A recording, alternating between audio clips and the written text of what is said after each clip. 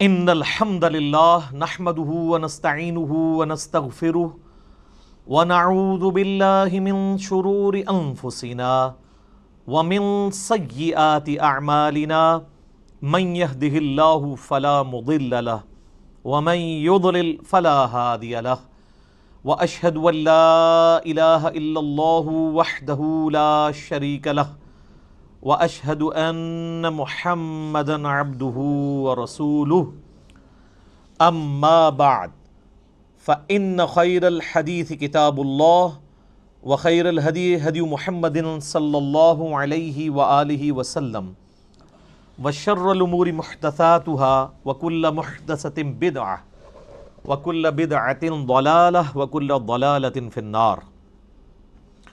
اعوذ باللہ السمیع العلیم من الشیطان الرجیم من ہمزہ ونفخہ ونفثہ بسم اللہ الرحمن الرحیم رب اشرح لی صدری ویسر لی امری واحلل عقدۃ من لسانی یفقہوا قولی۔ بسم اللہ الرحمن الرحیم ان اللہ وملائکتہ یصلون علی النبی یا ایہا الذین آمنوا صلوا علیہ وسلموا تسلیما۔ اللہم صلی علی محمد وعلی آل محمد کما صلیت علی ابراہیم وعلی آل ابراہیم انک حمید مجید۔ اللہم بارک علی محمد وعلی آل محمد کما بارکت علی ابراہیم وعلی آل ابراہیم انک حمید مجید۔ اللہم ربنا آتنا فی الدنیا حسنۃ وفی الآخرۃ حسنۃ وقنا عذاب النار۔ لا الہ الا انت سبحانک انی کنت من الظالمین۔ حسبنا اللہ ونعم الوکیل۔ یا حی یا قیوم برحمتک استغیث ولا حول ولا قوة الا باللہ العلی العظیم۔ ربنا آتنا من لدنک رحمۃ وہیئ لنا من امرنا رشدا۔ آمین۔ میرے بھائیو، الحمدللہ آج 20 اکتوبر 2019 کو سنڈے کے دن بمطابق 20 صفر المظفر 1441 ہجری ہم انشاءاللہ تعالی اپنا نیا سلسلہ قرآن حکیم کی قرآن کلاسز کا شروع کرنے جا رہے ہیں، اور اس کا انشاءاللہ آج پہلا لیکچر انٹروڈکشن سے ریلیٹڈ ہوگا، قرآن حکیم کے تعارف پہ۔ اور اس سیریل کا نام ہم نے رکھا ہے قرآن آسان ترجمہ اور تفسیر، یعنی آسان با محاورہ ترجمہ اور تفسیر قرآن حکیم کی آیات سے اور صحیح الاسناد احادیث کی روشنی میں انشاءاللہ تعالی۔ اور کوشش یہی ہے کہ اس نئے سلسلے میں ٹو دی پوائنٹ ڈسکشن کی جائے، کیونکہ آپ کو پتہ ہے کہ پچھلا جو ہمارا قرآن حکیم کا ایک پورا دورہ ریکارڈ ہوا ہے وہ 9 سالوں میں ہوا ہے، 344 لیکچرز کے اندر۔ اب اتنے ڈیٹیل لیکچر نہیں ہوں گے، البتہ کوشش یہ ہوگی کہ جتنی ضروری انفارمیشن ہے وہ ضرور ڈسکس کی جائے۔ آج کی ہماری اس سلسلے کی پہلی کلاس ہے، اور اس کلاس کے اندر ہم انشاءاللہ کوشش کریں گے کہ قرآن حکیم سے متعلق 40 بنیادی انفارمیشنز جو ہیں وہ ڈسکس کریں، جو ایک مسلمان کے علم میں ہونی چاہیے، اور ان پوائنٹس کے کانٹیکسٹ میں جتنی ضروری گفتگو ہوگی وہ میں کروں گا، ورنہ تو یہ 40 پوائنٹس کے اوپر 40 گھنٹے بھی گفتگو ہو سکتی ہے، لیکن اس گفتگو کی ضرورت نہیں ہے۔ یہ مسلمانوں کے اجماعی عقیدے ہیں، کوئی اس میں دوسری رائے نہیں ہے، اور جتنی انفارمیشن ریکوائرڈ ہے وہ انشاءاللہ میں ڈسکس کروں گا۔ اللہ کا نام لے کے شروع کرتے ہیں میرے بھائیو۔ علمی پوائنٹ نمبر 1 وہ یہ ہے کہ ہم مسلمانوں کا یہ بنیادی عقیدہ ہے کہ یہ جو قرآن حکیم ہے یہ اللہ تبارک و تعالی کی کتاب بھی ہے اور اللہ کا کلام بھی ہے۔ باقی جتنے بھی اس سے پہلے صحائف نازل ہوئے یا کتابیں، ان کے بارے میں کلیم ہے کہ وہ اللہ کی کتابیں ہیں، لیکن یہ وہ کتاب ہے جو صرف کتاب یا سلیبس نہیں ہے بلکہ اللہ تعالیٰ کا کلام ہے۔ اور اس کا ثبوت قرآن حکیم میں سورہ التوبہ کی سٹارٹ میں ہی آتا ہے کہ جنگ کے دوران اگر کافر تم سے پناہ مانگیں تو انہیں پناہ دے دو، اور کسی ایسی جگہ پہ ان کو قید کرو جہاں پر وہ اللہ کا کلام سنے، حتی یسمع کلام اللہ، یہاں تک کہ وہ اللہ کا کلام سنے۔ اور یہ بھی مزے کی بات میں آپ کو بتاؤں، بڑی حیران کن، قرآن حکیم کے علاوہ جتنی بھی الہامی کتابیں ہیں، اولڈ ٹیسٹمنٹ ہو، نیو ٹیسٹمنٹ یعنی تورات، انجیل اور باقی کتابیں ہیں، زبور بھی، ان کتابوں کو اگر آپ پڑھیں گے تو ان کتابوں میں ان کتابوں کا نام موجود نہیں ہوگا، ظاہر ٹیمپرڈ فارم میں۔ یہ ہم نے اسے بائبل کا نام دیا ہوا ہے نا، باہر جو لکھا ہوا ہے، پوری بائبل کے اندر بائبل کا ذکر نہیں ہے، لیکن قرآن حکیم میں سینکڑوں مقامات پر قرآن کا نام آیا ہے، بائی نیم اس کتاب کو مینشن کیا گیا،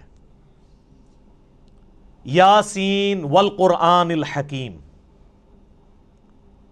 وَأُوحِيَ إِلَيَّ هَذَا الْقُرْآنُ لِأُنذِرَكُمْ بِهِ وَمَنْ بَلَغَ فَذَكِّرْ بِالْقُرْآنِ مَنْ يَخَافُ وَعِيدٍ۔ کئی آیات ہیں قرآن حکیم میں جن میں قرآن کا لفظ آیا ہے، اور قرآن کا لفظی مطلب ہے بار بار پڑھی جانے والی کتاب۔ قرات ہم اردو میں بھی استعمال کرتے ہیں، عربی کا لفظ ہے۔ تو یہ پہلی بنیادی انفارمیشن ہے کہ یہ صرف کتاب نہیں ہے بلکہ اللہ کا کلام بھی ہے، اور چونکہ یہ اللہ کا کلام ہے لہٰذا اللہ کی صفت ہوئی، اور اللہ کی صفت ہے تو یہ پھر مخلوق نہیں ہے، غیر مخلوق ہے۔ البتہ جو ہمارے پاس اس وقت یہ بائنڈنگ کے اندر قرآن موجود ہے، اس قرآن کے یہ جو صفحے ہیں یہ تو ظاہر مخلوق ہے، کریشن ہے، اس کے اوپر جو سیاہی ہے پرنٹنگ کی وہ بھی کریشن ہے، اس کا گتا بھی یہ بھی کریٹڈ ہے، لیکن اس کے اندر جو کلام لکھا ہوا ہے اگرچہ وہ کاتب کی رائٹنگ ہے وہ بھی کریشن ہے، کریٹڈ ہے، مخلوق ہے، لیکن جو کلام لکھا گیا ہے جسے ہم پڑھتے ہیں یا سنتے ہیں وہ غیر مخلوق ہے، وہ اللہ کی صفت ہے۔ اور اسی لیے آپ دیکھیں کہ سورۃ الاعراف میں آتا ہے نا کہ حضرت موسیٰ علیہ السلام نے خواہش کا اظہار کیا تھا کہ اے اللہ میں تجھے دیکھنا چاہتا ہوں، تو اللہ نے کیا فرمایا تھا؟ تو مجھے نہیں دیکھ سکتا، تو پہاڑ کی طرف دیکھ، اگر یہ پہاڑ میری تجلی سے قائم رہا تو پھر تم بھی یہ یعنی ایزیوم کر سکتے ہو کہ مجھے بھی دیکھ سکو گے۔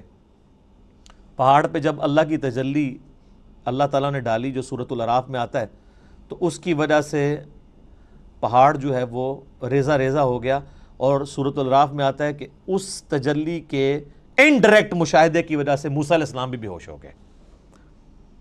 یہ علیحدہ بات ہے کہ آپ کے بزرگ کلیم کرتے ہیں کہ وہ اللہ کا دیدار کرتے ہیں، کیونکہ وہ تو کہانی ہے، یہ قرآن ہے، یہ ہے سچائی۔ تو یعنی اللہ تعالیٰ کی صفات کے اثرات کیا ہیں، اور سیم اسی طرح کی چیز قرآن حکیم کے بارے میں سورۃ الحشر میں آئی ہے، لو انزلنا ھذا القرآن علی جبل، اگر ہم یہ پہاڑ پر نازل کر دیتے تو پہاڑ بھی اس قرآن کے نزول کی وجہ سے پھٹ جاتا، ریزہ ریزہ ہو جاتا۔ کیوں؟ کیونکہ قرآن اللہ کی صفت ہے، اللہ کا کلام ہے، کلام متکلم کی صفت ہوتا ہے نا، تو اس کا ایفیکٹ یہی ہونا تھا جو اللہ تعالیٰ کی ذات کا ایفیکٹ ہے کہ قرآن اگر کسی پہاڑ پر نازل ہوتا تو وہ بھی اس قرآن کے رعب کی وجہ سے ریزہ ریزہ ہو جاتا۔ سر یہ ہمارے محبوب صلی اللہ علیہ وآلہ وسلم کا مبارک سینہ ہے کہ جس پہ آلموسٹ 23 سال تک قرآن نازل ہوتا رہا ہے، اور اگر آپ بخاری مسلم کی احادیث اٹھا کے دیکھیں تو نبی علیہ السلام کے اوپر ایک کیفیت طاری ہو جایا کرتی تھی جب قرآن کا نزول ہوتا تھا، اور سخت سردیوں میں بھی بخاری مسلم کے الفاظ ہیں کہ آپ صلی اللہ علیہ وآلہ وسلم کے مبارک چہرے پر یعنی پسینہ بہنا شروع ہو جاتا تھا، اتنا وحی کا بوجھ ہوتا تھا، اور اس حالت میں صحابہ کرام آپ کو دیکھ نہیں سکتے تھے، چہرہ مبارک سرخ ہو جاتا تھا، اور جس طرح یہ خراٹے لینے کی آواز ہے نا، اس طرح بخاری مسلم میں آتا ہے اس قسم کی آواز آپ کے منہ سے نکلنا شروع ہو جاتی تھی، اور پھر صحابہ کرام جو ہیں وہ سارے سر جھکا لیتے تھے یوں، اور آپ علیہ السلام کے سر مبارک کے اوپر ایک بڑی چادر دے دی جاتی تھی حتیٰ کہ آپ اپنی وہ اس حالت میں واپس آئیں، یعنی آپ صلی اللہ علیہ وآلہ وسلم پر یہ حالت طاری ہوا کرتی تھی۔ اب یہ علمی پوائنٹ نمبر 1 ہوا ہے جی، ابھی میں اس پہ اور بھی بول سکتا ہوں، لیکن میں جو فی البدی چونکہ میں نے گفتگو کرنی ہوتی ہے، رٹی رٹائی نہیں ہوتی، پوائنٹس میں نے صرف لکھے ہیں کہ مجھے یاد رہے کہ کوئی پوائنٹ سکپ نہ ہو، ادروائز اگر میں ایک ایک پوائنٹ کے اوپر نوٹس بناؤں نا تو پھر یہ 40 لیکچرز میں صرف قرآن کا تعارف ہی ختم ہو، لیکن وہ پھر آپ انٹرسٹ لوز کر جائیں گے. بس اتنی بات کی جائے جو آپ کے انٹرسٹ کی چیز ہے, جس میں آپ کا پریویس نالج بھی انوالو ہو, کچھ نئی بات بھی آپ کی انفارمیشن میں آ جائے.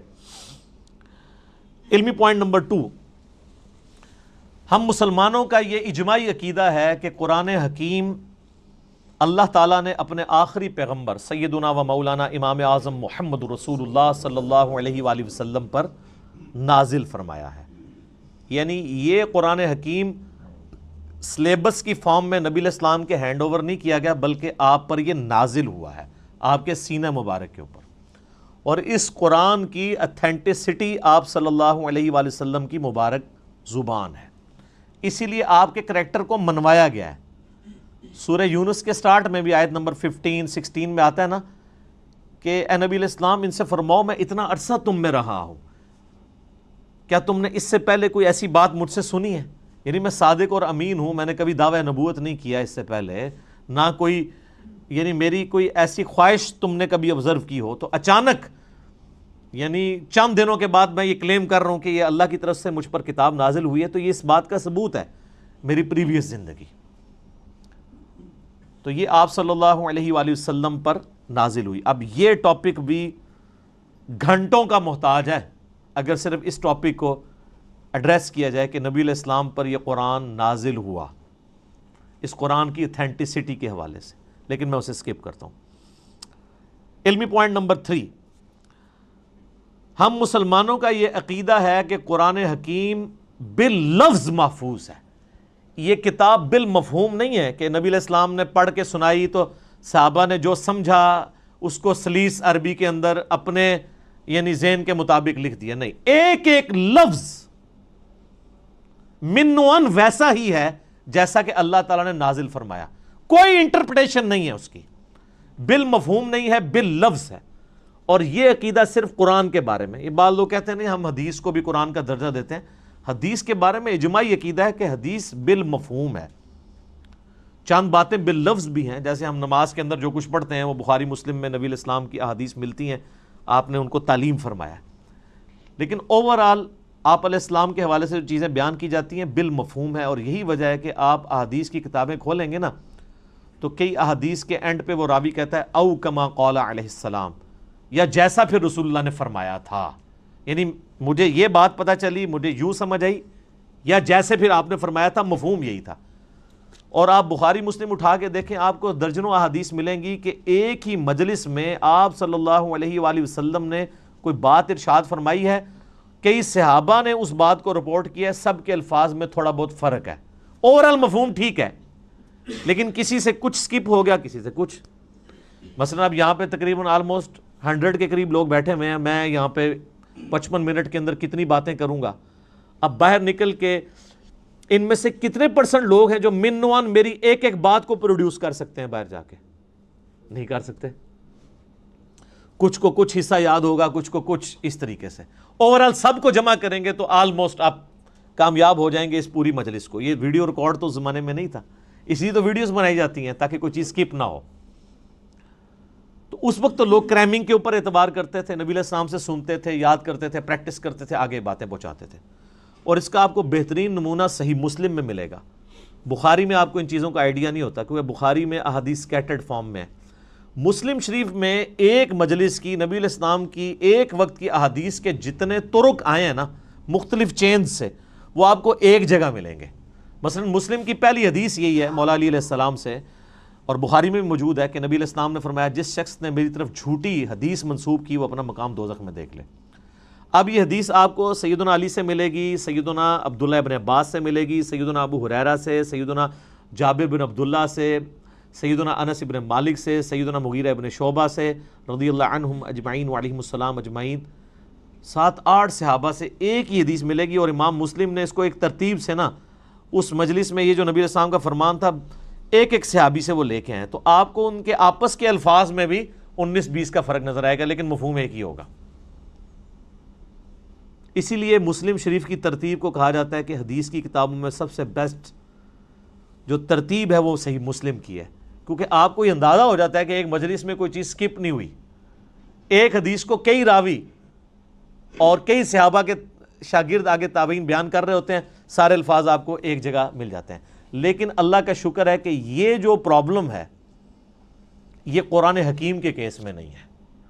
قرآن یہ دو گتوں کے درمیان پوری دنیا کے اندر ایک ہی قرآن ہے اللہ کے فضل سے. سنی ہو، شیعہ ہو، ان کے آف شوٹس ہوں، حنفی، شافعی، مالکی، حنبلی، بریلوی، دیوبندی، اہل حدیث، اثنا عشری میں شیعہ کے اندر اثنا عشری ہوں، زیدیہ ہوں، سب کے سب، ایون آغا خانی ہوں، ان کے پاس بھی یہی قرآن ہے. تو اس حوالے سے قرآن حکیم کو یہ یعنی اعزاز حاصل ہے، بلکہ اس امت کا اعزاز ہے کہ ان کے پاس وہ کتاب ہے جو بالکل اسی طریقے سے محفوظ ہے. اور آج تو بڑا آسان طریقہ ہے، ہمارے پاس وہ نسخے موجود ہیں جو سیدنا عثمان نے لکھوائے تھے اس زمانے میں، من وہ نسخے موجود ہیں. اور آج بڑا آسان طریقہ ہے، کاربن ڈیٹنگ اسے کہتے ہیں، جس سے آپ کسی بھی چیز کی لائف فائنڈ کر سکتے ہیں یہ کتنی پرانی ہے. آپ کو پتہ ہے پچھلے دنوں برمنگم کے میوزیم کے اندر ایک قرآن کا نسخہ ملا تھا، اس میں سورہ طٰہٰ کی اور بعض اور آیات یعنی کچھ ان کو صفحات ملے تھے، بھیڑ کی اس کے اوپر کھال کے اوپر لکھے ہوئے، کچھ ہڈیوں کے شانے پہ جس طرح اس زمانے میں لکھے جائے.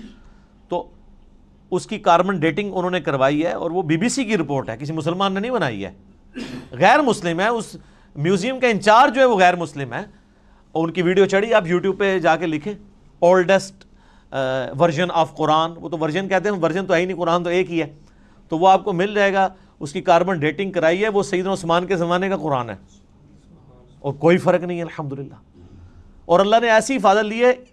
قرآن حکیم کا ایک نسخہ جو حضرت عثمان تلاوت کر رہے تھے، اور اس نسخے کے اوپر ان کے خون کے قطرے گرے تھے جب ان کو شہید کیا گیا.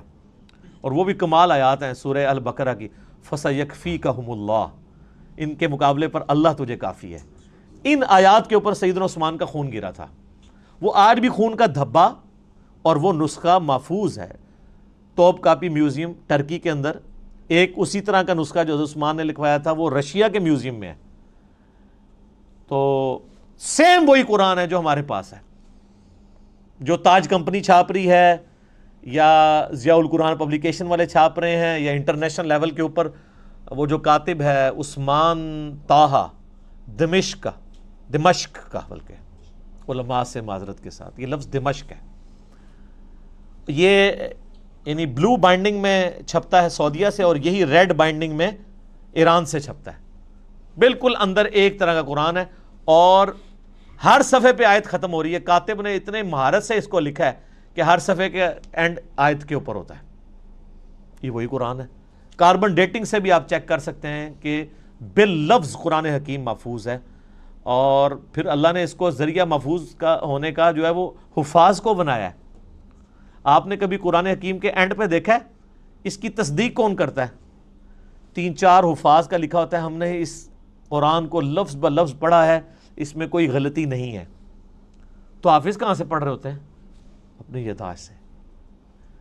قرآن اللہ تعالیٰ نے عملی تواتر سے حفاظ کے ذریعے محفوظ کیا ہے. اس وقت دنیا میں لاکھوں میں نہیں ملینز میں لوگ موجود ہیں جن کو یہ کتاب ازبر ہے. کتنا بڑا معجزہ ہے. آپ انڈونیشیا کا مسلمان اٹھائیں، افریقہ کا مسلمان اٹھائیں، رشیا کا مسلمان اٹھائیں، سب کانٹیننٹ کا مسلمان اٹھائیں، کہیں سے شروع کریں،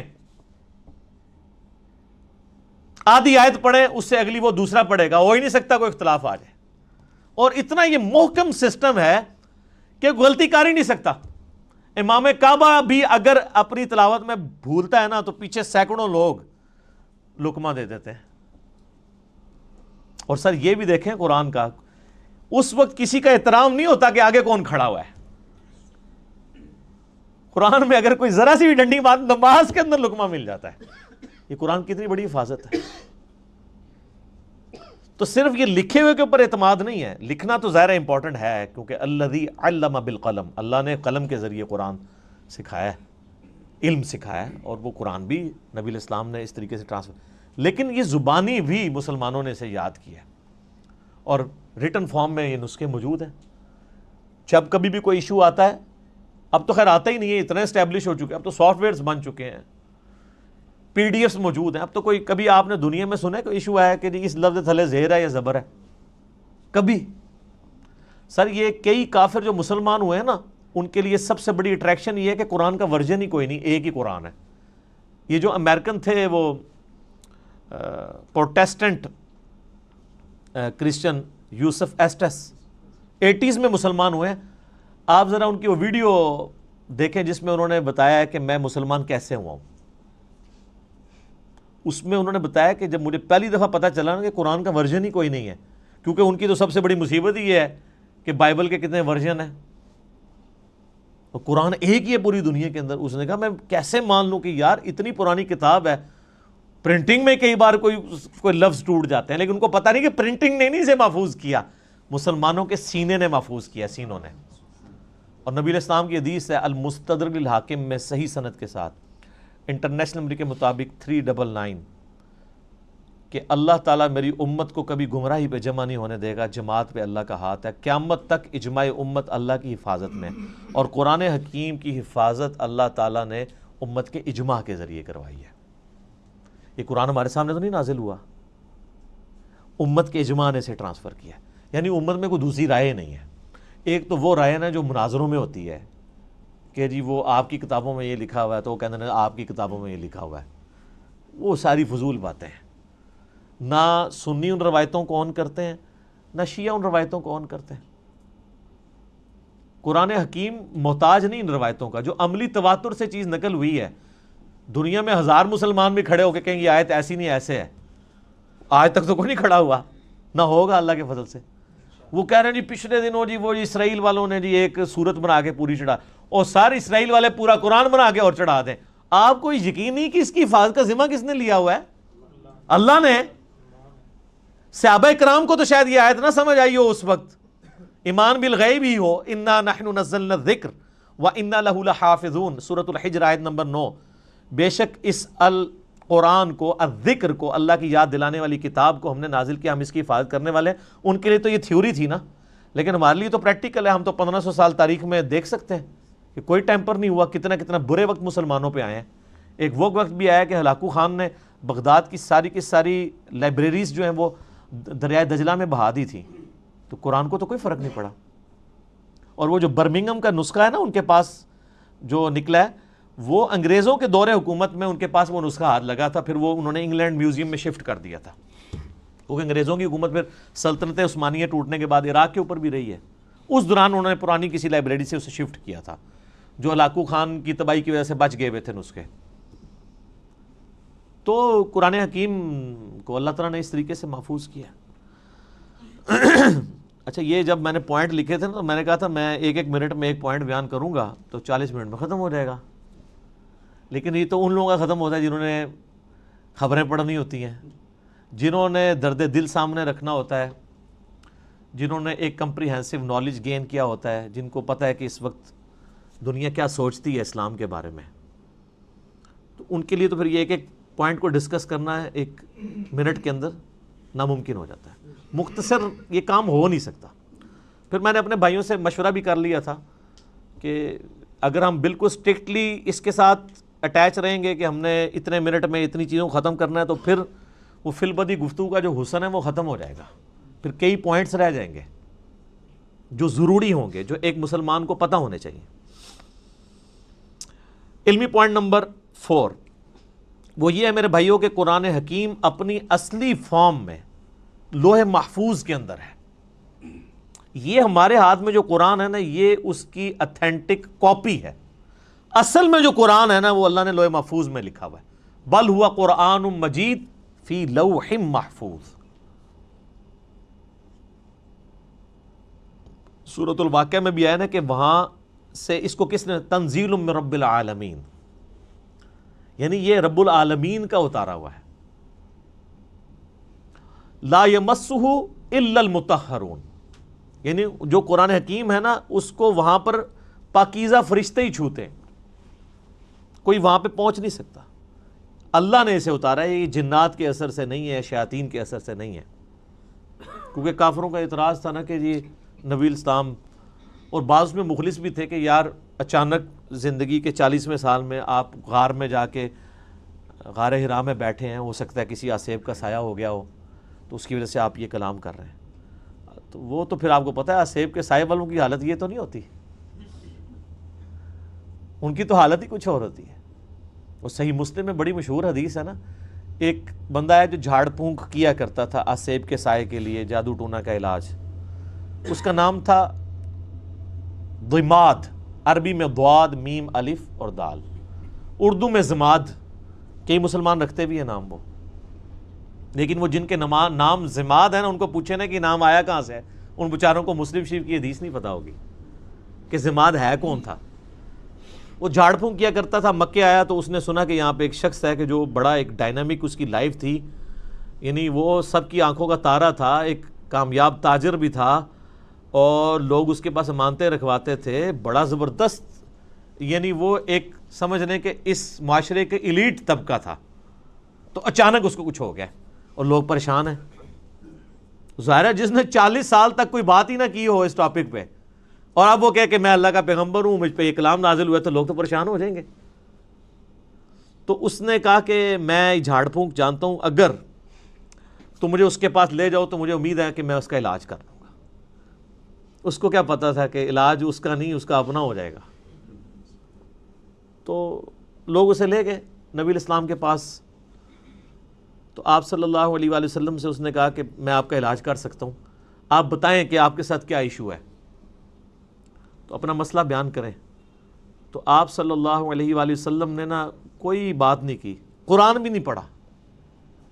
آپ جو تقریر سے پہلے خطبہ دیتے تھے نا، آپ نے بس وہ پڑھا، ان الحمد للہ نحمدہ ونستعینہ ونستغفرہ ونعوذ باللہ من شرور انفسنا ومن سیئات اعمالنا من يهده الله فلا مضل له ومن يضلل فلا هادي له واشهد ان لا اله الا الله وحده لا شريك له واشهد ان محمدا عبده ورسوله۔ اب یہ کاش آپ کو عربی آتی ہوتی تو آپ کو پتا ہوتا کہ آپ نے کیا پڑھا ہے صلی اللہ علیہ وآلہ وسلم۔ تو اس نے جب سنا تو وہ ہل گیا، اس نے کہا جی ایک بار ذرا پھر سنائیں۔ دوسری بار، تیسری بار، اس نے کہا جی میں گواہی دیتا ہوں کہ آپ اللہ کے پیغمبر ہیں، اپنا ہاتھ بڑھائیں اور مجھے مسلمان کریں۔ تو حالانکہ جو بندہ ایکسپرٹ تھا جادوگری کا، اس نے بھی کلام سن کے، قرآن نہیں صرف آپ علیہ السلام کا عام کلام سن کے، اس نے کہا نہیں، جنات جن لوگوں کے اوپر اثر ہوتا ہے ان کا اس طرح کا کریکٹر نہیں ہوتا، وہ اس طرح کی باتیں نہیں کرتے، ان کی باتیں تو آل فال ہوتی ہیں، اتنی پریسائز باتیں نہیں ہوتی ہیں۔ پھر نبی علیہ السلام کی مبارک ذات کا ایک روب بھی تھا۔ جو بندہ جادو کا، ان ساری چیزوں کا ایکسپرٹ تھا، اس نے ڈکلیئر کر دیا کہ جادوگر نہیں ہے، اور جو جہلات ہے جن کو جادو کا، آسیب کا الف بے بھی نہیں پتا تھا، وہ لوگ نبی علیہ السلام کو اس کے بعد بھی جادوگر کہتے رہے، نعوذ باللہ۔ ان کی قسمت میں ہدایت نہیں تھی نا۔ ہونا تو چاہیے تھا کہ جب ایکسپرٹ نے مان لیا کہ نہیں ہے، تو تم لوگوں کو تو پتہ ہی نہیں یہ فیلڈ ہے کہ نہیں، تم خام خواہ کہتے ہو۔ جیسے معذرت کے ساتھ آج کی دنیا میں آپ کو مثال دوں، میرے بارے میں علماء کہتے ہیں جاہل ہے، اس کو تو عربی بھی نہیں آتی، اس کو تو پڑھنا ہی کچھ نہیں آتا، وہ قرآن دیکھ کے بھی غلط پڑھتا ہے، وہ پڑھ ہی نہیں سکتا۔ ٹھیک ہے، آپ کہتے رہے، تو جو سن رہے ہیں ان کو نہیں پتا کیا ہو رہا ہے، تو ہم ان باتوں کا بھی جواب نہیں دیتے۔ ہم کہتے ہیں ٹھیک ہے یار، آپ نے ہمیں جج کرنا ہے، ہماری ویڈیوز آپ کے سامنے ہیں، آپ ان کو دیکھیں اور جج کریں، آپ کو پتہ چل جائے گا سچائی کیا ہے، جھوٹ کیا ہے، غلط کیا ہے، آپ کو سب کچھ پتہ چل جائے گا۔ تو یہ میرے بھائیوں، یعنی یہ جو آواز حق کے لیے بلند ہوتی ہے نا، اس کے ساتھ ہمیشہ اس طریقے سے یعنی لوگ مسچیف کرنے کی کوشش کرتے ہیں، لوگ یعنی غلط طریقے سے حق کی آواز کو دبانے کی کوشش کرتے ہیں، لیکن اللہ تعالیٰ نے جو آواز اٹھانی ہوتی ہے وہ اللہ تعالیٰ اٹھا دیتا ہے۔ ٹھیک ہے، یعنی اب یہ بھی پوائنٹ ایک اتنا بڑا پوائنٹ ہے کہ یعنی اس کے اوپر ڈسکشن ہو سکتی ہے کہ قرآن حکیم اللہ تعالیٰ نے لوح محفوظ میں رکھا ہوا ہے، اور اپنے اصلی حالت میں یہ ہمارے پاس یہ کاپی ہے۔ کتنی بڑی خوش نصیبی ہے کہ ہمارے پاس وہ کتاب ہے کہ جو اوریجنل کتاب لوح محفوظ میں ہے۔ سورہ زخرف کے سٹارٹ میں بھی ہے نا، اللہ تعالیٰ نے فرمایا کہ یہ کتاب جو ہے ام الکتاب، کتابوں کی ماں، اللہ کی ہارڈ ڈسک لوح محفوظ کے اندر ہمارے پاس ہے۔ اور یہ یاد رکھیے گا، یہ مصحف جس ترتیب میں ہمارے پاس موجود ہے نا، اسی ترتیب میں لوح محفوظ پہ لکھا ہوا ہے، اگرچہ اس کی ترتیب نزول یہ نہیں ہے۔ مصحف کی ترتیب آپ پتہ نا، سورۃ العلق کی پہلی 5 آیات نازل ہوئی ہیں، وہ تو پارہ نمبر 30 میں ہے. سورہ بقرہ جو ہے وہ اس وقت نازل ہوئی ہے جب 2/3 قرآن نازل ہو چکا ہوا تھا، مکی قرآن وہ شروع میں ہے. لیکن اللہ کے پاس لوح محفوظ میں اسی ترتیب میں ہے. وہ اللہ تعالیٰ نے اس کتاب کو سرکمسٹانسز کے اوپر نازل کیا ہے، اور یہ اس قرآن کی سب سے بڑی خوبی ہے جو کسی اور الہامی کتاب میں نہیں ہے، کہ جو سرکمسٹانسز کے اوپر نازل ہوئی ہے، اور مسلسل 23 سال تک. علمی پوائنٹ نمبر 5 میرے بھائیو، قرآن حکیم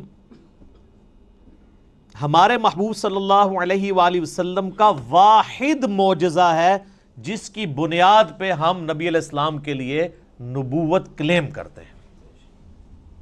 ویسے تو آپ کے ٹینجیبل فارم میں فزیکل فینومینا آف نیچر کو توڑنے والے، قانون قدرت کو توڑنے والے کتنے حسی معجزات بخاری مسلم میں رپورٹ ہوئے ہیں. میں نے 4 لیکچرز ریکارڈ کرائے ہیں اس کے اوپر، مسئلہ 131A B C D. لیکن دعوی نبوت جس معجزے کے اوپر ہے وہ یہ کتاب ہے. کیوں؟ آپ علیہ السلام کی نبوت قیامت تک کے لیے تھی. آپ کا معجزہ بھی ایسا ہونا چاہیے تھا جو قیامت تک کے لیے آپ دکھا سکیں. آج حضرت عیسیٰ علیہ السلام کا معجزہ، مردوں کو زندہ کرنے والا کوئی عیسائی ہمیں دکھا سکتا ہے؟ ہم بھی مانتے ہیں عیسیٰ علیہ السلام کو، ہم بھی نہیں دکھا سکتے. کوئی ویڈیو، کوئی یہودی حضرت موسیٰ علیہ السلام کے عصا کو دوبارہ آج اژدہا بنا کے دکھا سکتا ہے؟ ہم بھی نہیں دکھا سکتے. وہ آپ جناب عصا اگر مل بھی جائے کہیں سے، آپ چاہے وہ امام کعبہ کے ہاتھ میں دے دیں، آپ ویٹیکن سٹی میں بیٹھے ہوئے کرسچن پوپ کے ہاتھ میں دے دیں، یا یروشلم میں بیٹھے ہوئے یہودی پریسٹ کے ہاتھ میں دے دیں، یا آپ کے جتنے رحمت اللہ علیہ ہیں اور غوث اور اقداب اور جن کے بارے میں آپ کا کلیم ہے ان کے ہاتھ میں دے دیں، ان کو کہ اس کو پھینک کے ذرا اژدہا بنا کے بتائیں. نہیں بنا سکتے. وہ حضرت موسیٰ کے ہاتھ تک ہی معجزہ تھا. لیکن یہ وہ کتاب ہے جو نبی علیہ السلام کے پاس معجزہ، صحابہ کے پاس معجزہ، تابعین، تبع تابعین، قیامت تک آنے والے آخری انسان کے لیے بھی معجزہ ہے. مسلمان نہیں، انسان کے لیے بھی. اور ہر زمانے کے ٹیسٹ پہ پورا اترتا ہے. اسپیسیفکلی تو یہ پورا اترا اس ٹیسٹ میں کہ عرب کے لوگ اپنے آپ کو اتنا بڑا فصیح اللسان سمجھتے تھے کہ وہ ادر دین جو نان عرب ہیں، عربیوں کے علاوہ جو لوگ ہیں، ان کو وہ کہتے تھے یہ اجمی ہیں، گونگے، یہ بول نہیں سکتے. اور یہ حقیقت ہے کہ عربی لوگوں کی فساد اتنی تھی کہ وہ عام گفتگو بھی شاعری کے انداز میں کر لیتے تھے فی الودی. لیکن جب قرآن نازل ہوا، ان بڑے بڑے شعراء نے بھی اپنے کلام پھاڑ دیے کہ یار یہ کلام کمال کلام ہے. موسیٰ علیہ السلام کے زمانے میں جادوگری عروج پہ تھی. اللہ تعالیٰ نے موسیٰ علیہ السلام کو ایسا معجزہ دیا، جادوگر بھی سجدے میں گر پڑے. کتنی دفعہ قرآن میں یہ واقعہ آیا ہے. اور وہ بہت بڑا معجزہ تھا. لکڑی کا اژدہا بننا یہ بہت بڑی چیز ہے.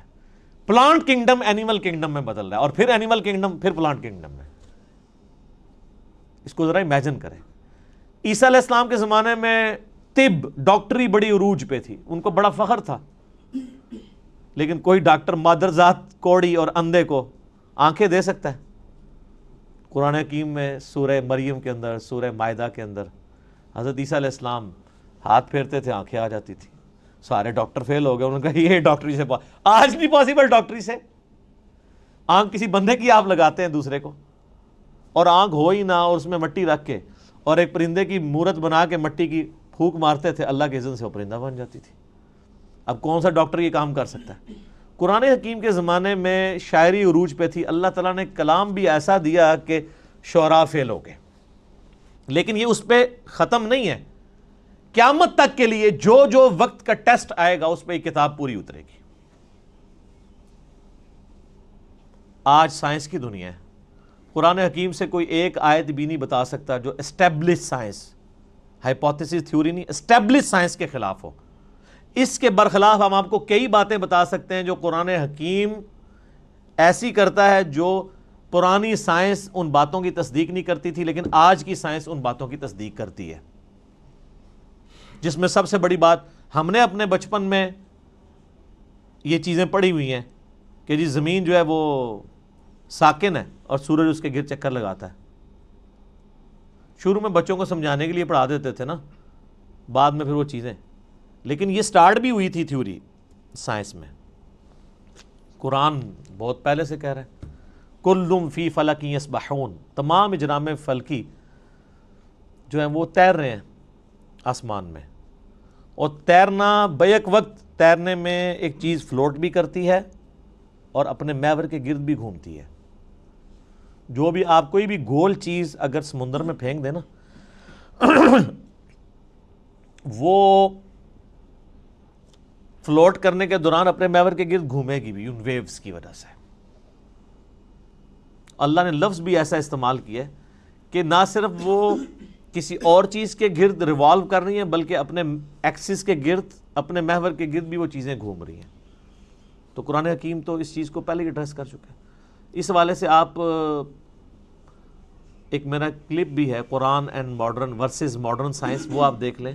ڈاکٹر ذاکر نائک کا بھی ایک ویڈیو ہے پرانی, پھر انہوں نے دوبارہ سے ریکارڈ کرائی تھی, وہ بھی آپ دیکھ لیں. ڈاکٹر مورس بوکائل ایک فرینچ سرجن تھے جو مسلمان ہوئے, تو انہوں نے کتاب وہ لکھی Bible Quran and science, Urdu میں ترجمہ ہوا ہے لیکن وہ ترجمہ بھی اردو والا بھی اتنا مشکل ہے کہ عام بندوں کو سمجھ نہیں آتا. بہتر یہ کہ آپ اسے انگلش میں ہی پڑھیں. تو انہوں نے یہی ثابت کیا ہے کہ اس ماڈرن دور میں جتنی بھی الہامی کتابیں ہیں وہ سائنس کے ٹیسٹ کو پاس نہیں کرتی سوائے اس کتاب کے. ان میں سائنٹیفک فالٹ موجود ہے. وہ فالٹ اس لیے نہیں ہے کہ ان کتابوں میں کوئی اللہ تعالیٰ کو کوئی غلطی لگی ہے, وہ اس لیے کہ وہ کتابیں ٹیمپرڈ فارم میں تحریف شدہ ہیں. یہ کتاب محفوظ ہے, وہ بھی اگر محفوظ ہوتی تو اس میں کوئی اینٹی سائنس سٹیٹمنٹس نہ آتی. تو یہ ایک علیحدہ سے ٹاپک ہے, گھنٹوں بولا جا سکتا ہے, لیکن میں اسے سکپ کرتا ہوں. علمی پوائنٹ نمبر 6, اور وہ ہے میرے بھائیوں قرآن حکیم کی پیش گوئی اگلی کتابوں میں بھی موجود ہے, اس سے پہلے جو گزر چکی. اگلی سے مراد ہوتا ہے جو آگے گزر چکی. ہم ویسے اگلی سے مراد کرتے ہیں جو آگے آنے والے ہیں, لیکن اردو تھوڑی سیکھیں. اگلے سے مراد ہوتا ہے جو پہلے لوگ گزر چکے ہیں. ہم پچھلے ہیں جو پیچھے پیچھے ان کے آ رہے ہیں, کیونکہ لوگ اپنی منزل کی طرف جا رہے ہیں نا. صحابہ کرام ہمارے اگلے ہیں, ہم ان کے پچھلے ہیں. تو جن کو اردو نہیں آتی وہ بیچارے الٹ سمجھ رہے ہوتے ہیں. تو اگلی کتابیں ہیں تورات, زبور, انجیل, اولڈ ٹیسٹمنٹ, نیو ٹیسٹمنٹ کی فارم میں جو اویلیبل ہیں, ان کتابوں میں اس کی پیش گوئیاں موجود ہیں الکتاب کی فارم میں, کہ الکتاب اس طرح آخری پیغمبر کے اوپر نازل ہوگی. نبی علیہ السلام کی پریڈکشنز موجود ہیں. سورۃ الاعراف میں آتا ہے, اللہ طرف میں آتا ہے کہ ان کے اندر وہ پیغمبر آئے ہیں جن کی یہ پیش گوئیاں تورات اور انجیل کے اندر لکھی ہوئی پاتے ہیں.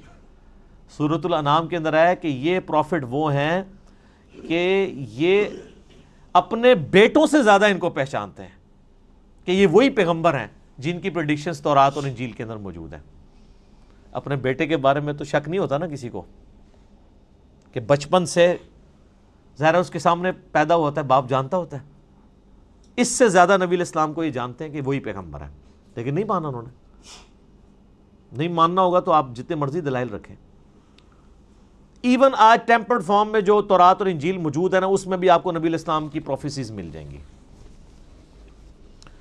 اس کے اوپر بھی کئی ایک ویڈیوز نیٹ کے اوپر رکھی ہوئی ہیں. Similarities between Christianity and Islam, similarities between Hinduism and Islam. Doctor Zakir Naik کی ویڈیوز ہیں, انہوں نے کتنی چیزیں پروف کی ہیں, موجود ہیں. جس سے, اور یہ بیسیکلی انہوں نے زیادہ تر محنت تو کی تھی احمد دیدار صاحب نے رحمہ اللہ تعالی, انہی سے ہی کاپی کیا ہے انہوں نے, خصوصاً کرسچینٹی کے پوائنٹ آف ویو سے. باقی جہاں تک ہندوازم اور باقی چیزوں کا تعلق ہے وہ ڈاکٹر ذاکر نائک کو کریڈٹ جاتا ہے کہ یہ انہوں نے ویلیو ایڈیشن کی ہے احمد دیدار صاحب کے کام کے اندر, کوئی شک نہیں اس کے اندر.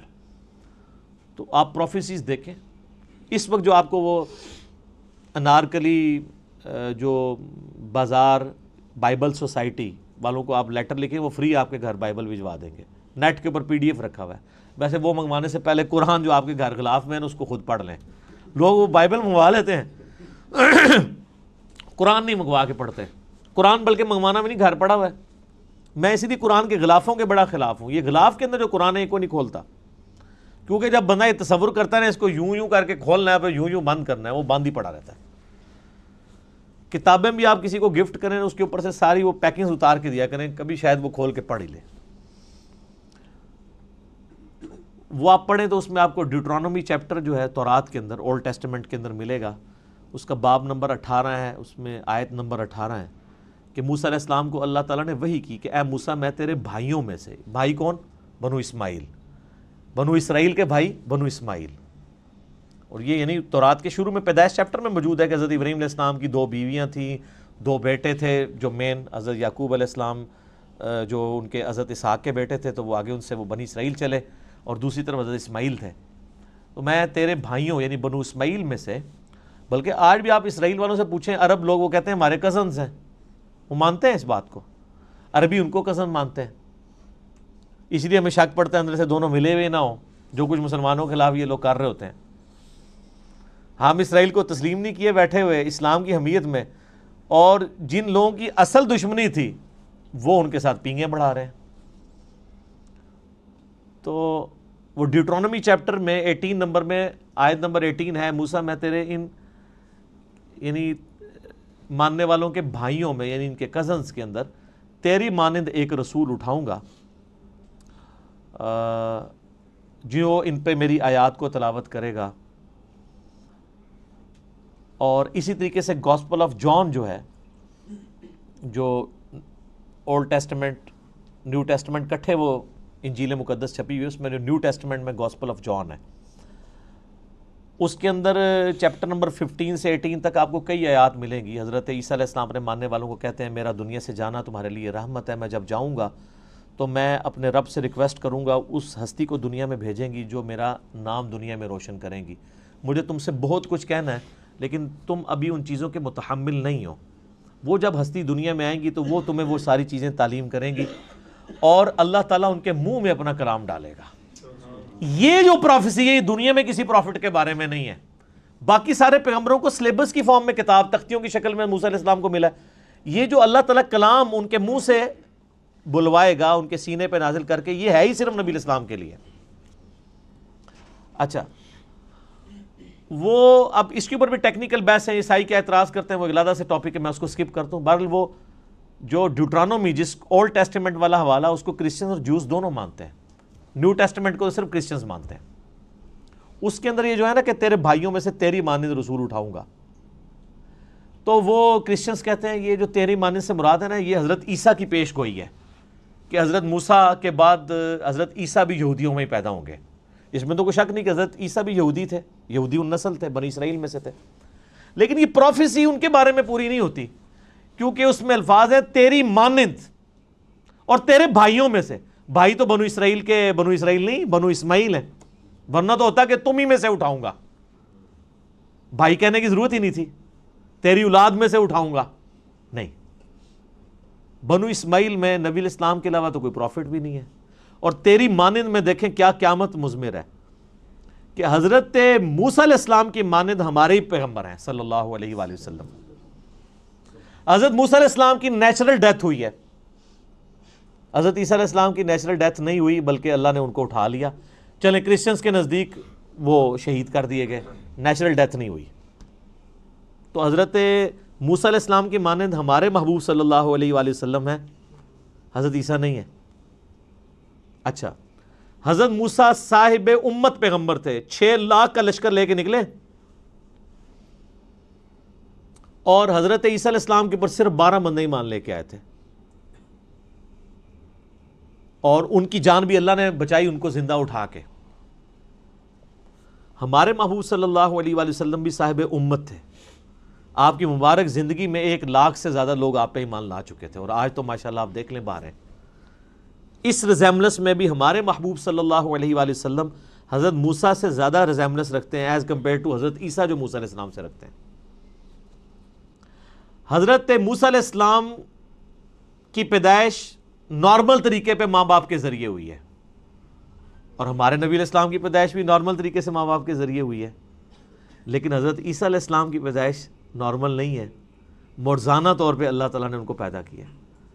اس ریزیملنس میں بھی ہمارے نبی علیہ السلام حضرت موسیٰ کی مثل ہیں، حضرت عیسیٰ علیہ السلام ان کی مثل نہیں ہے. اس قسم کی کئی اس طریقے سے نئی شریعت، حضرت عیسیٰ علیہ السلام تو 10 کمانڈمنٹس کو اسٹیبلش کرنے آئے تھے، کوئی نئی شریعت نہیں لے کے آئے.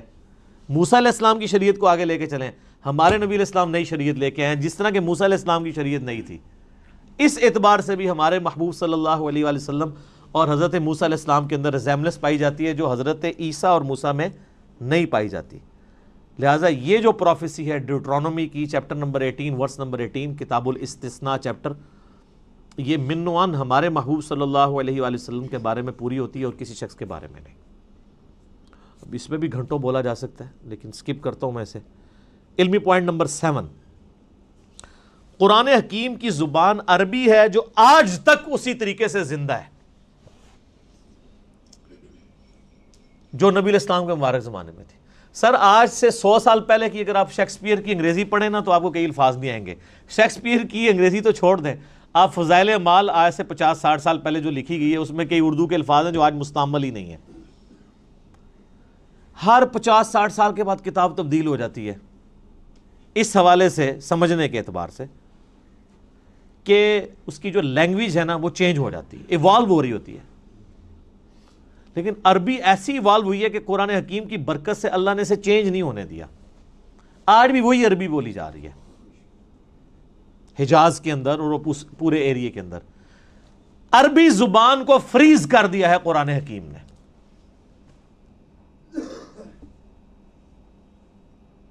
اور قرآن حکیم میں سورہ یوسف کے سٹارٹ میں بھی آیا اِنَّا جَعَلْنَاهُ قُرْآنًا عَرَبِيًّا لَعَلَّكُمْ تَعْقِلُونَ. ہم نے قرآن عربی میں نازل کیا ہے تاکہ تم اس کو سمجھ سکو، تمہاری اپنی زبان میں نازل کیا ہے. سورہ انبیاء میں آیا کہ تم غور نہیں کرتے، یہ وہ کتاب ہے جس میں تمہارا ذکر موجود ہے، اس کے ساتھ تم مانوس ہو، تمہاری اپنی لینگویج میں بات ہو رہی ہے. پھر اس طریقے سے قرآن حکیم میں ہے یہ فصیح اللسان عربی زبان کے اندر ہے. پھر اللہ تعالیٰ نے قرآن حکیم میں یہ بھی فرمایا کہ یہ کہتے ہیں اس نے کوئی اجمی غلام چھپا کے رکھا ہوا ہے جو اسے پڑھاتا ہے یہ کتاب. تو اللہ نے فرمایا کہ کیسا اجمی غلام ہے کہ جو کتاب ہے وہ فصیح عربی کے اندر ہے اور اجمی اس کو سکھا رہا ہے. یہ بات یہ نہیں تمہارا یعنی چھڈو جڑی پھڑی بھی جائے، ایڈی لمبی چھڑ دے ہو، اتنی لمبی گپ شپ فٹ ہی نہیں بیٹھتی. تو یہ عربی فصیح زبان اور آج تک قرآن کی برکت سے اللہ تعالیٰ نے عربی کو محفوظ رکھا ہے. علمی پوائنٹ نمبر 8، قرآن حکیم کا جو ڈائلیکٹ ہے، لہجہ ہے، وہ عرب کے بادیہ نشین جو پینڈو لوگ، گاؤں کے رہنے والے، ریگستانوں کے رہنے والے، اعرابی جنہیں کہا جاتا ہے، بدو لوگ، ان کے ڈائلیکٹ میں یہ قرآن نازل ہوا ہے. یعنی جس طرح آپ آج بھی دیکھ لیں، ایک ہے شہری پنجابی عجیب پٹھی سیدھی، اور ایک ٹھیٹھ گاؤں کے لوگوں کی پنجابی ہے. اس کے ڈائلیکٹ میں اور شہری پنجابی کے ڈائلیکٹ میں کتنا فرق ہے. اور ایک ہے لکھنؤ کے لوگوں کی، یو پی کے لوگوں کی اردو، اور ایک ہے ہم پنجابیوں کی اردو. ڈائلیکٹ میں فرق ہے. ہم اردو زبان کو سیکھ تو ضرور سکتے ہیں، اس ڈائلیکٹ کو بھی سیکھ سکتے ہیں، لیکن پھر بھی کہیں نہ کہیں پکڑے جاتے ہیں کہ پنجابی ہیں. میں نے تو اپنے آپ کافی اوور کم اس اعتبار سے کیا ہے کہ الفاظ کی ادائیگی ٹھیک ہو، لیکن بعض اوقات اپنے لہجے سے پتہ چل جاتا ہے کہ یہ اردو بولنے والا پٹھان ہے، پنجابی ہے، بلوچی ہے، سندھی ہے. تو اس اعتبار سے جو ڈائلیکٹ ہے نا قرآن کا، وہ ہے عرب کے بادیہ نشین لوگوں کی عربک کا. اور وہ آج بھی آپ عرب میں چلے جائیں نا، وہ اسی طریقے سے وہی عربی بولتے ہیں. ویسے آپ اپنے علاقوں میں بھی دیکھیں، آپ لاہور میں چلے جائیں تو اور طرح کی پنجابی ہے، فیصل آباد والوں کی اپنی پنجابی ہے، اور اگر آپ سیالکوٹ میں چلے جائیں، سیالکوٹ والے جب اردو بھی بول رہے ہوتے ہیں ہمیں پتہ چل جاتا ہے یہ سیالکوٹ کا بندہ ہے، کیونکہ وہ اس کو اپنے اسی سٹائل میں بول رہے ہوتے ہیں. اسی طریقے سے جو ہند کو یعنی یہ سطح مرتفع پوٹھوہار کے رہنے والے، ہم بھی پوٹھوہاری ہیں جہلم کے لوگ، یہاں کی ہم تو خیر اتنے پوٹھوہاری نہیں، آپ ذرا پنڈی چلے جائیں نا، ان کی ذرا آپ پنجابی سنیں. ہم تو کہتے ہیں نا ادھر آؤ، وہ کہتے ہیں ادھر آؤ. اب لفظ وہی ہے لیکن ذرا ڈیفرنٹ فارم میں. یہ ڈائلیکٹ کہلاتے ہیں. ایک ہی لفظ دوسری فارم میں جب بولا جاتا ہے لفظ وہی ہے. اب ادھر آؤ اور ادھر آؤ میں بڑا فرق ہے، لیکن لفظ ایک ہی ہے، ڈائلیکٹ کا فرق ہو گیا. ٹھیک ہے، ایک تو نا کہ الفاظ ہی ڈیفرنٹ ہے. جس طرح ہم دے کہ نو یعنی وہ فلاں چیز لے کر آؤ، اب تو کہتے ہیں لے آؤ. وہ پنڈی کے لوگ کہتے ہیں کہ نو، وہ ذرا آپ سمجھ لیں ہند کو کے ساتھ مکس ہوئی ہوئی پنجابی ہے، لیکن عربی اللہ تعالیٰ نے ایسی محفوظ کی ہے کہ اللہ کے فضل سے، حالانکہ دوسرے عرب ملکوں میں عجیب و غریب عربی بھی بولی جا رہی ہے، عربی میں گاف کوئی نہیں ہے، لیکن آپ مصر والوں کی عربی سنیں وہ گاف بھی بولتے ہیں۔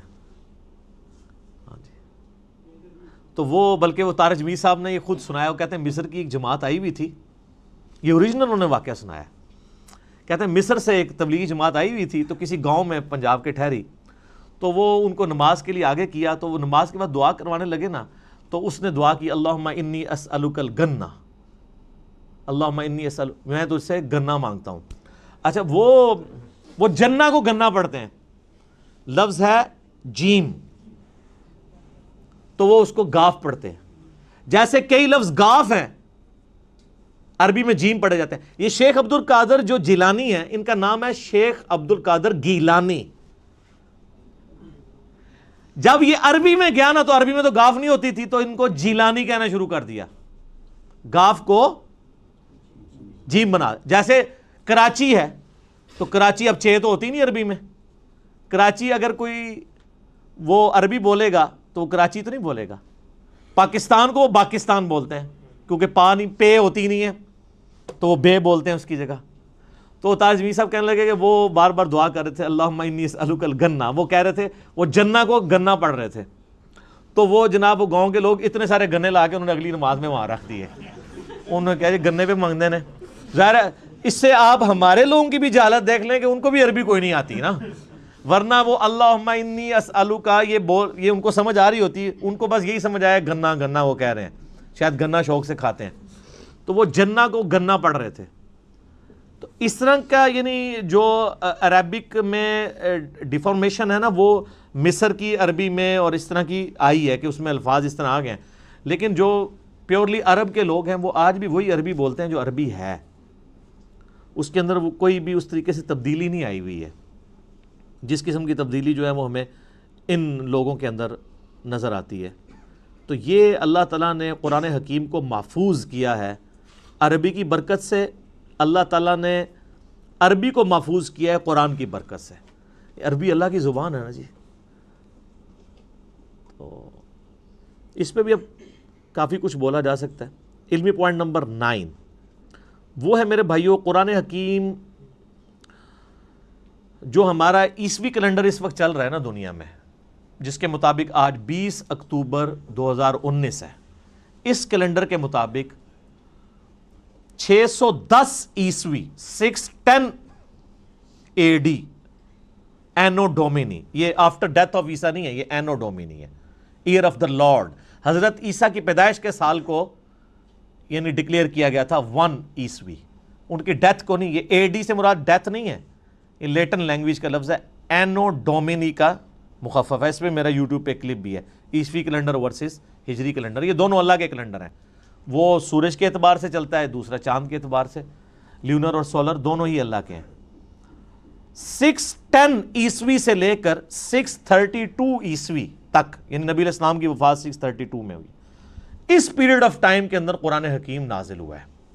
آلموسٹ یہ 22 سال بنتے ہیں عیسوی اعتبار سے، اور آلموسٹ 23 سال بنتے ہیں تقریباً ہجری اعتبار سے، کیونکہ لیونر ایئر آپ کو پتا ہے نا ہر سال 10 کا فرق پڑ جاتا ہے، یہ تو تقریباً 365 دنوں کا سال ہوتا ہے، اور جو دوسرے والا سال ہے وہ 355 دنوں کا، تو 10 سال کا فرق پڑتا رہے 20 سال تک، تو 200 دن کا فرق پڑ گیا نا، آلموسٹ پونے سال کا فرق پڑ جاتا ہے، تو وہ فرق نظر آتا ہے۔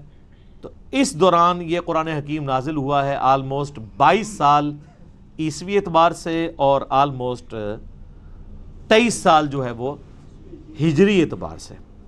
اور علمی پوائنٹ نمبر 10 آج کا آخری، کیونکہ ٹائم بالکل قریب ہو چکا ہے، قرآن حکیم حجاز میں نازل ہوا ہے، نجد میں نازل نہیں ہوا۔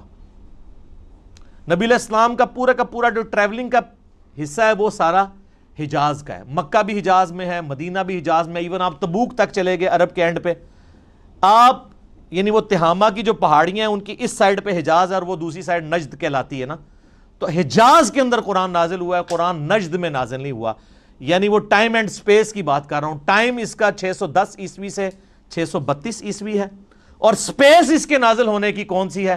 حجاز۔ پورے کا پورا قرآن جو ہے وہ حجاز کے اندر نازل ہوا ہے اور کسی ملک کے اندر نازل نہیں ہوا، یعنی عرب کی سرزمین میں نازل ہوا، اور عرب کی سرزمین میں بھی نازل ہوا ہے۔ نبی صلی اللہ علیہ وآلہ وسلم کچھ عرصہ مکہ رہے، 2/3 قرآن وہاں پہ نازل ہوا، پھر مدینہ شریف میں، پھر برزخی قرآن بھی ہے مکے سے مدینہ ہجرت کے دوران، پھر مدینے سے تبوک جاتے ہیں وہاں پہ بھی ہے، اور یہ آگے انشاءاللہ اگلے جو علمی پوائنٹس آئیں گے ان میں میں ڈسکس کروں گا کہ کسی صورت کا مکی یا مدنی ہونے کا یہ مطلب نہیں کہ 100% ہی وہ مکی اور مدنی ہے۔ بعض اوقات کئی آیات ہیں جو مکی ہیں اور مدنی صورتوں میں ہیں، کچھ مدنی آیات ہیں جو مکی صورتوں میں۔ اوورال زیادہ پیریڈ جس صورت کا ہوتا ہے اس اعتبار سے اسے مکی مدنی کہتے ہیں، اور بعض پوری بھی مکی اور مدنی ہے۔ لیکن ایک جو ہمارا یہ عقیدہ ہے کہ یہ قرآن حکیم آن دا فیس آف ارتھ جس سپیس میں نازل ہوا وہ سپیس تھی حجاز کی سپیس۔ عرب کا جو جزیرہ نما عرب ہے اس میں بھی حجاز والا پورشن جو ہے، یہ والا پورشن جو پہاڑوں کے اس طرف لائی کرتا ہے، تو یہ قرآن نجدی نہیں، یہ نجدی وہ بھی اب آپ کو پتہ ہے نجدی کہتے ہیں نا، نجدی ہو، تو قرآن حکیم نجدی نہیں ہے، قرآن حکیم حجازی ہے۔ ٹھیک ہو گیا؟ تو اللہ تعالیٰ سے دعا ہے جو حق بات میں نے کہی اللہ تعالیٰ ہمارے دلوں میں راسخ فرمائے، اگر جذبات میں میرے منہ سے کوئی غلط بات نکل گئی تو اللہ تعالیٰ ہمارے دلوں سے معاف کر دے، ہمیں کتاب و سنت کی تعلیمات پر عمل کر کے دوسرے بھائیوں تک پہنچانے کی توفیق عطا فرمائے۔ اللہم صلی علی محمد وعلی آل محمد کما صلیت علی ابراہیم وعلی آل ابراہیم انک حمید مجید۔